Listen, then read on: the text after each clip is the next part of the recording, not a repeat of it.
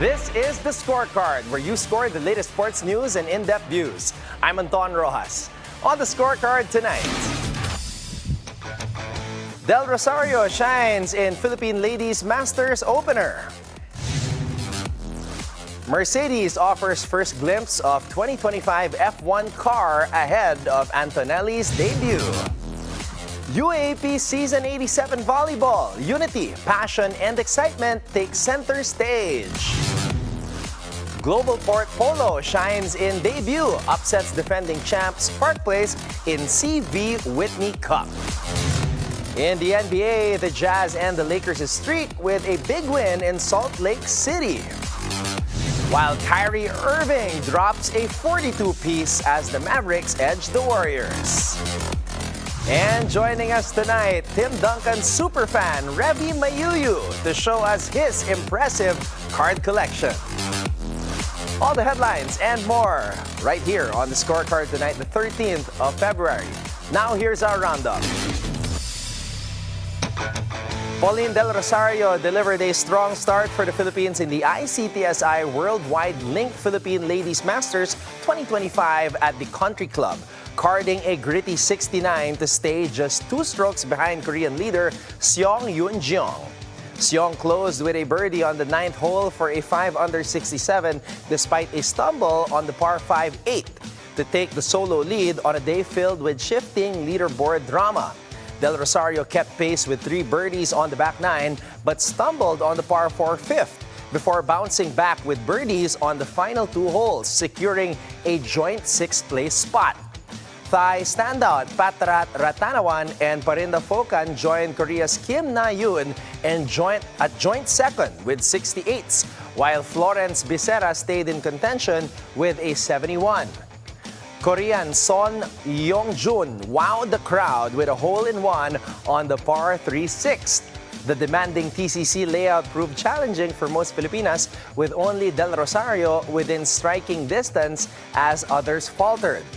However, with 2 rounds to go, Del Rosario remains a beacon of hope for the Philippines in this highly competitive $200,000 tournament.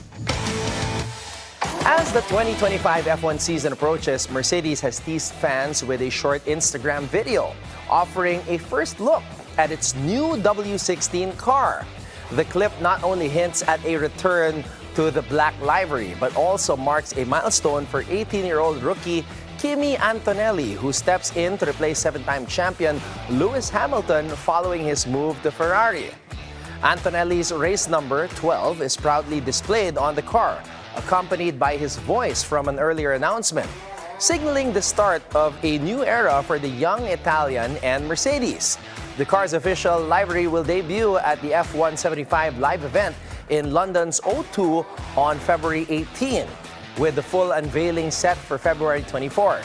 A shakedown in Bahrain will follow on February 25, just before preseason testing from February 26 to 28 ahead of the season opener in Australia on March 16. The excitement is building as the UAAP Season 87 men's and women's volleyball tournament officially kicks off with a press conference today at the Mall of Asia Arena. This much-anticipated event gathers key figures from the league, including top UAAP volleyball players, coaches, and league officials. The press conference sets the stage for another thrilling season, highlighting the league's ongoing commitment to showcasing world-class volleyball talent and fostering the spirit of unity and sportsmanship. As fans eagerly await the games, the UAAP promises a season filled with intense rivalries, rising stars, and unforgettable moments on and off the court. Meanwhile, Argentinian polo star Bartolome Castagnola delivered 11 goals, while Filipino sportsman and team owner Mikey Romero sealed the deal as GlobalPort Polo stunned defending champions Park Place 15-10. The match marked the opening weekend of the prestigious CV Whitney Cup at the National Polo Center in Wellington, Florida. Romero made history as the first Filipino to score in the Gauntlet of Polo series, which includes the Whitney Cup, the USPA Gold Cup, and the US Open Polo Championship, collectively dubbed the Triple Crown of Polo. Defending champs Park Place took an early 2-0 lead in the second chukker, but GlobalPort quickly responded, turning the match into a thrilling contest. Castagnola's spectacular 7-goal run late in the fourth chukker secured GlobalPort's lead, while Park Place went scoreless in the fifth. Romero, debuting in the gauntlet, sealed the victory with a clutch goal just 1 minute into the final chukker, drawing cheers. With this commanding debut, GlobalPort Polo has announced its intent to make a lasting impact on the sport of kings.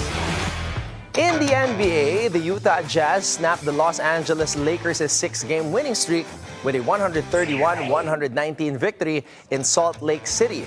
Lauri Markkanen was on fire, dropping 32 points to lead the Jazz, who rebounded in style after a 3-game skid. Jordan Clarkson delivered an all-around performance with 21 points, 9 rebounds, and 7 assists, while rookie Keontae George showed his potential with 20 points, 10 assists, and 7 boards. The Lakers, fresh off a dominant win over the Jazz just 2 days earlier, couldn't keep the momentum.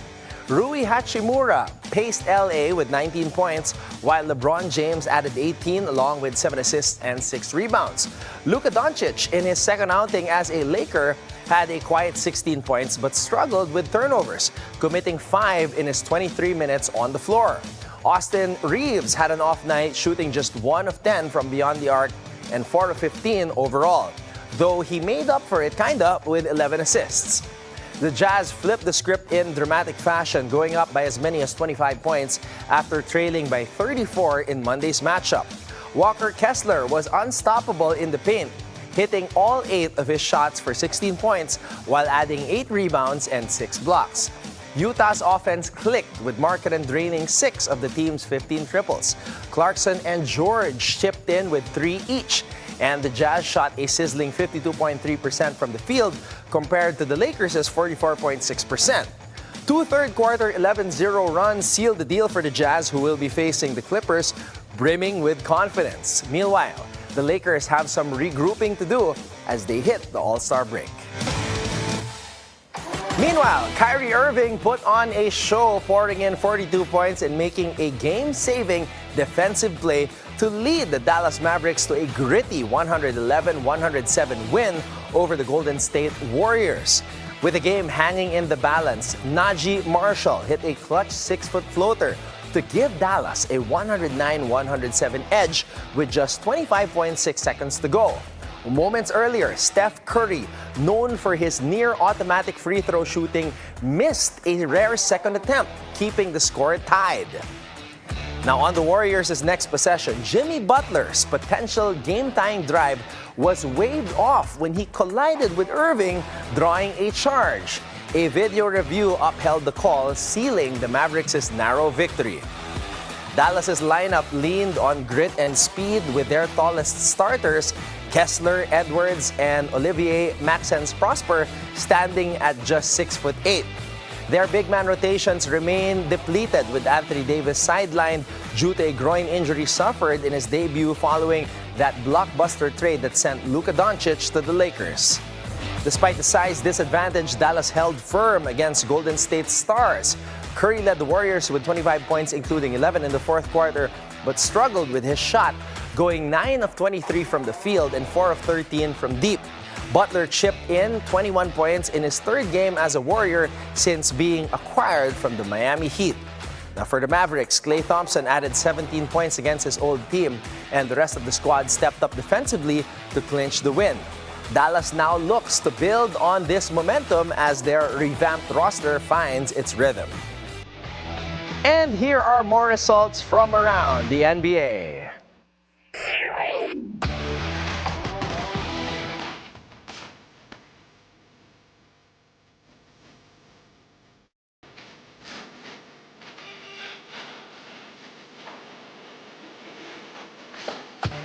And now, here's your daily dose of sports lingo. What makes slipstreaming a game-changing strategy in high-speed motorsports like Formula One? In motorsports, slipstreaming, also called drafting, is when a car closely follows another to reduce air resistance. The lead car cuts through the air, creating a low-pressure zone behind it, allowing the trailing car to gain speed with less effort. Slipstreaming is a strategic move often used on straightaways. It's so effective that in high-speed races like Formula 1, drivers can gain speed and set up overtakes by perfectly timing their exit from the slipstream. Mastering techniques like slipstreaming showcases the precision and strategy that make motorsports a thrilling blend of skill and speed. It's time for our off-court buzzer. The International Olympic Committee has officially announced that the groundbreaking Olympic esports games will debut in Riyadh, Saudi Arabia in 2027. The Esports World Cup Foundation, the organization behind the annual Esports World Cup, will serve as a founding partner for the event. The EWCF will work closely with the IOC to establish qualification pathways, ensure competitive integrity, and align esports ecosystems with global standards. Saudi Arabia's enthusiasm for the event was echoed by Prince Abdulaziz bin Turki Al Faisal, Minister of Sport and the President of the Saudi Olympic and Paralympic Committee. Originally announced in 2024, the IOC had partnered with the SOPC to host the first 3 Olympic esports games, initially planned to begin in 2025. While the main event has been pushed to 2027, the journey kicks off this year with qualifiers and preliminary competitions set to pave the road to the Olympic esports games. This marks a monumental step for esports, bringing the virtual stage to one of the biggest global platforms.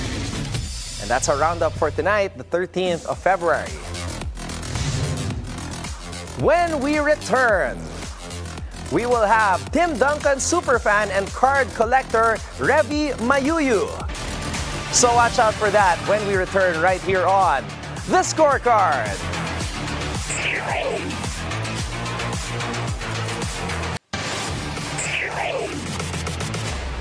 Welcome back to The Scorecard. As a basketball fan, he has been collecting NBA cards since 1994. And today, he has a treasure trove of memorabilia that has become a sizable sum. And here to show off his collection is Tim Duncan superfan, Mr. Revi Mayuyu. Revi, thank you so much for coming here to The Scorecard. Yeah, thank you. Thank you for inviting me. All right, so you have your very valuable collection here, and we're gonna get to that in a bit. But first, tell us a little bit about yourself. Paano ka ba nahilig dito sa cards? And of course, your fandom with Tim Duncan.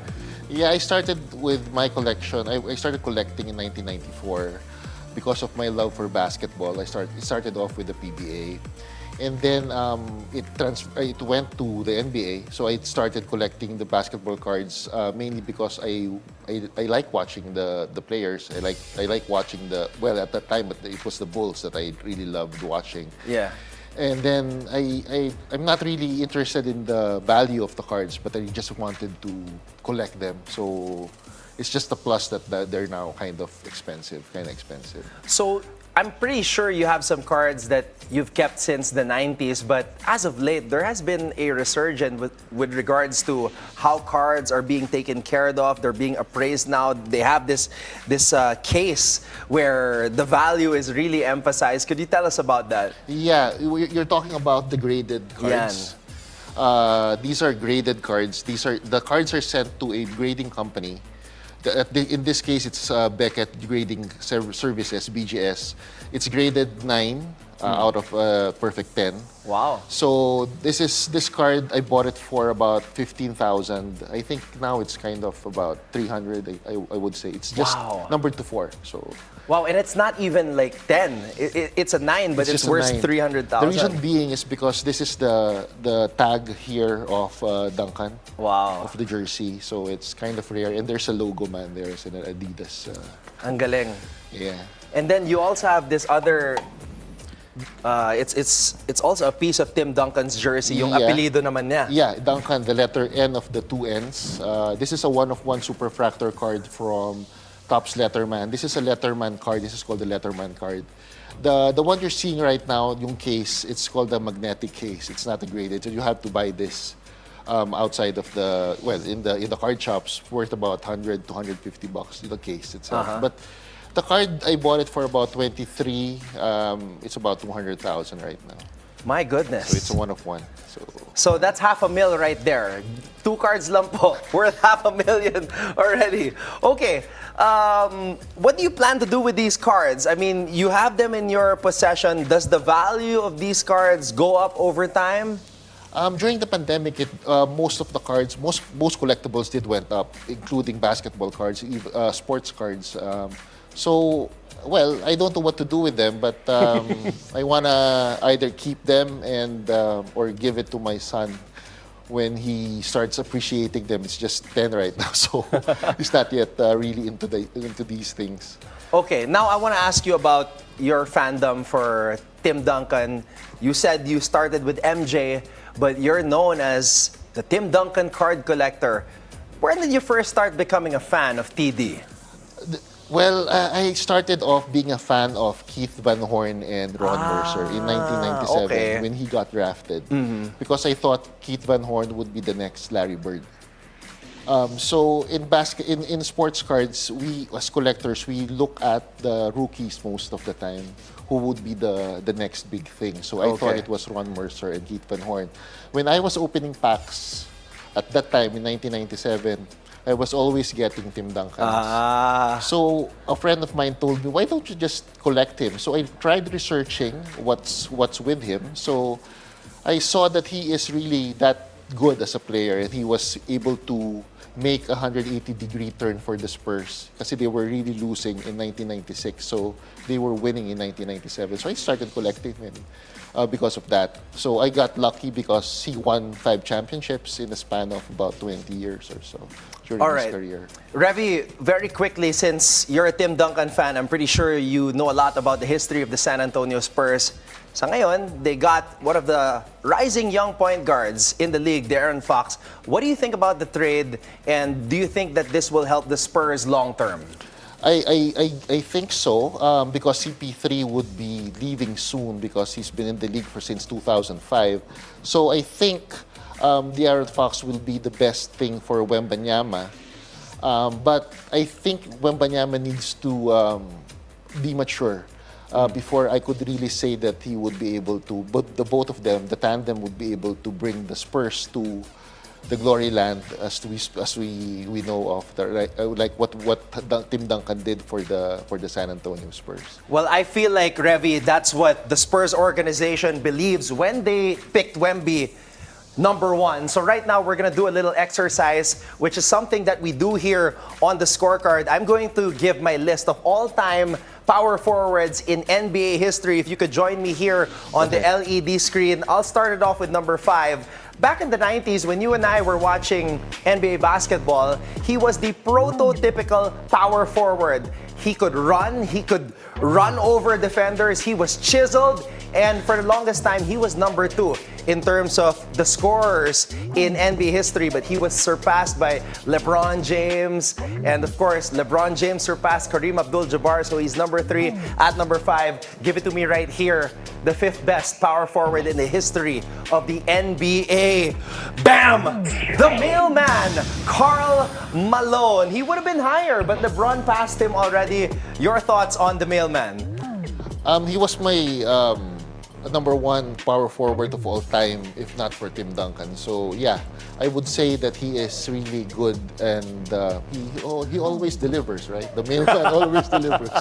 Except against the Bulls and Michael Jordan. He went to the finals twice, but unfortunately, MJ got the win on both occasions. At #4, I'm pretty sure you're going to be surprised. I'm pretty sure a lot of guys will be surprised because he is still an active player in the NBA right now. An international player at that. Give it to me right here. He plays for the Milwaukee Bucks wearing jersey #34. Boom! Giannis Antetokounmpo! NBA champion, 2-time NBA MVP, just 30 years old, Revi. I feel like down the road, he could be higher on this list.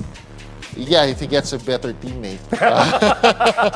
They got Kuzma and he has Damian Lillard. Yeah, you know. So let's see if he could win another championship, because you need to win more championships to to defeat Tim Duncan as number 1. So you're already assuming that Tim Duncan is number one. Let's go to number 3 first. The most intense player in the history of the NBA. He said, anything is possible. Let's go right here. Number 3, won a championship with the Boston Celtics. Boom! KG, Kevin Garnett. Yeah, he won with the Celtics with Paul Pierce and Ray Allen. So he had to transfer teams. That's why I don't really rank him that high in my list.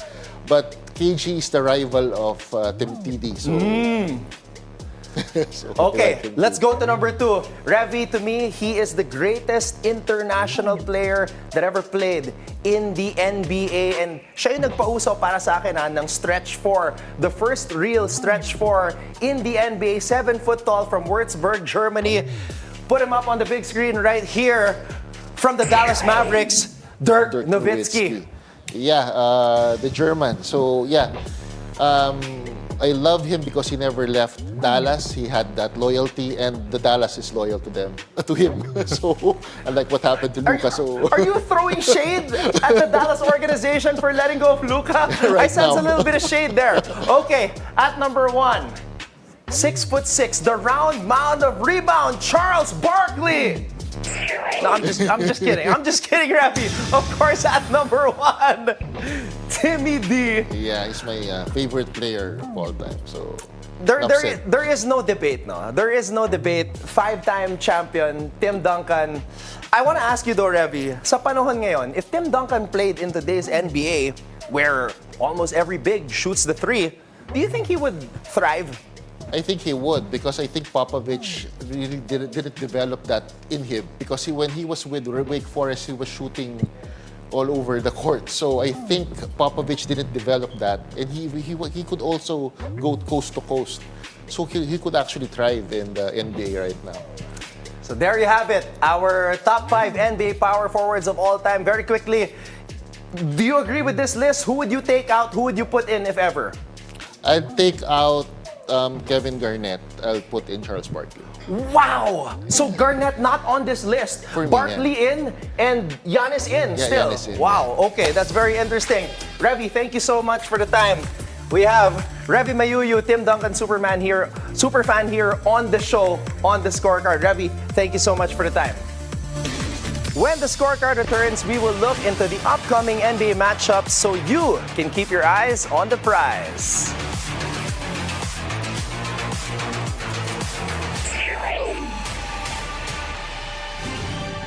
Magandang gabi, ako po si Pinky Webb. At ako naman si Corina Sanchez Rojas. Kombinasyong Corina Sanchez Rojas at Pinky Webb. Dalawang mababahayag na subok sa tapang at talino. Simulcast tayo sa DWAR, Abante Radyo at 94.7 Mellow BFM. Mapapanood din tayo sa Abante Teletabloid sa SkyCable. Sa bawat issue may anggulo at ang balita may agenda. Hello, I'm Revi Mayuyu.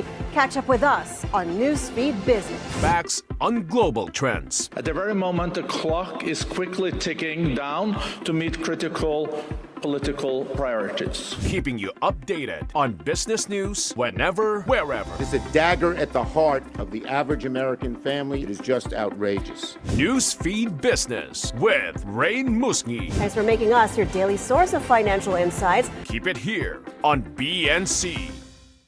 Good morning, I'm Mikey Oreta and you're watching Business 360 where we break down the numbers. This week we saw the S&P 500 make a new historic high. Connect the dots. I withdrew from the World Health Organization. And give you the developments and insights you need to navigate, adapt, and lead. Real Corporation is funding artificial intelligence and data science research at the University of the Philippines. Business 360, hosted by Mikey Oreta. Keep it here on BNC, the Billionario News Channel. This Valentine's Day, let's celebrate love in all its beautiful forms. Whether it's romance, friendship, or family, love makes every moment special. From our hearts to yours, Happy Valentine's Day.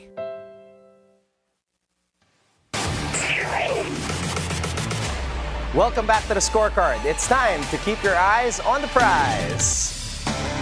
We'll break down the upcoming matchups to deliver key insights that might just give you the edge you need to stay ahead of the game.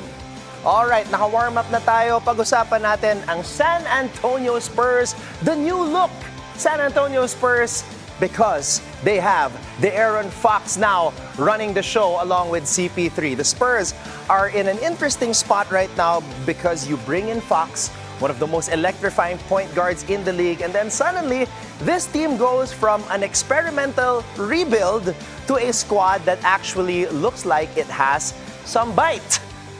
Fox has only been with the Spurs for 5 games, but man, you can already see the difference.